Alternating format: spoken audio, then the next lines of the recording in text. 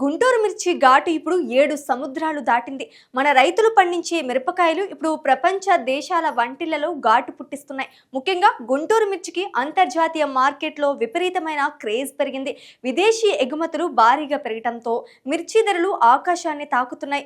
దీంతో ఇన్నాళ్ళు కష్టపడిన అన్నదాతల ఇళ్లలో ఇప్పుడు కాసుల వర్షం కురుస్తోంది. సింగపూర్, థాయిలాండ్, చైనా వంటి దేశాలు మన మిర్చి కోసం క్యూ కడుతున్నాయి.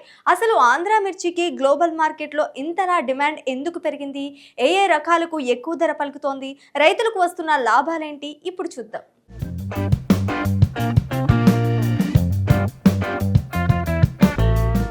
ఆంధ్రప్రదేశ్ రాష్ట్రంలో ముఖ్యంగా గుంటూరు, పల్నాడు, ప్రకాశం జిల్లాల్లో పండే మిర్చికి ప్రపంచవ్యాప్తంగా ప్రత్యేక గుర్తింపు ఉంది. ఇక్కడి నేల స్వభావం వల్ల మిర్చికి వచ్చే గాఢమైన ఎరుపు రంగు, తిరుగులేని ఘాటు విదేశీయులను కట్టిపడేస్తున్నాయి. ముఖ్యంగా గుంటూరు సన్నం, తేజ రకాలకు అంతర్జాతీయ స్థాయిలో భారీ డిమాండ్ ఉంది. కేవలం ఆహార అవసరాలకే కాకుండా మందుల తయారీలోనూ, పెయింట్లు, సౌందర్య సాధనలోనూ మిర్చిలోని క్యాప్సైసిస్ అనే మూలకాన్ని వాడుతూ ఉండటంతో మన మిర్చికి డిమాండ్ రెట్టింపు ఉంది.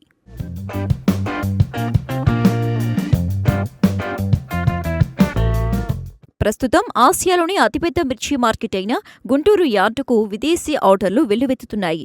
చైనా, వియత్నాం వంటి దేశాలు భారీ మొత్తంలో నిల్వలను కొనుగోలు చేస్తున్నాయి. దీని ప్రభావం ధరలపై స్పష్టంగా కనిపిస్తోంది.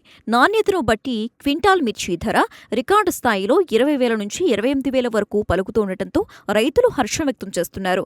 కొన్ని రకాల ప్రీమియం క్వాలిటీ మిర్చి ధరలు అయితే గతంలో ఎన్నడూ లేని విధంగా ఉండటం గమనార్హం. సాగు ఖర్చులు పెరిగినప్పటికీ ఈ స్థాయిలో గిట్టుబాటు ధర దక్కడంతో రైతులు లాభాల బాట పట్టారు.